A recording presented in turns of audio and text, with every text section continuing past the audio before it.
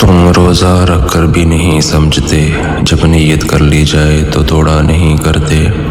دعاؤں کی قبولیت کا یقین اس طرح رکھو جیسے رمضان میں افطاری کے وقت مغرب کی اذان کا یقین رکھتے ہو۔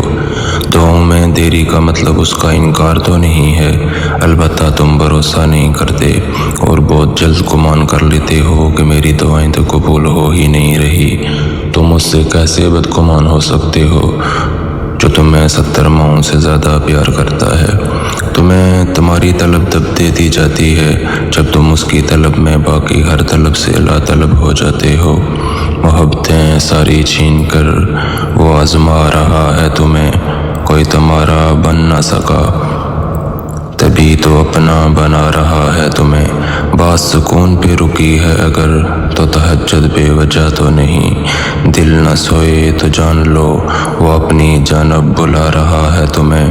تمہاری ساری چاہتیں محتاج ہیں اس کے ایک گن کی، بے بسی تمہارے وجود سے لگا کر وہ یہی بتا رہا ہے تمہیں۔ وجوہات مصلحتوں کی تو روبرو ہوتی ہیں تمہارے، وہ کیسے خوش رکھ سکتا ہے جو رلا رہا ہے تمہیں۔ اس کی جانب جانے والی تمام راہیں تو کھلی ہیں تم پر، تم چلنے کو تیار ہی نہیں ہوتے، ورنہ وہ تو راستہ دکھا رہا ہے تمہیں۔ اس کی جانب سے اشارہ ہے ملاقات کا، رات بھر اس کا خیال جو ستا رہا ہے تمہیں۔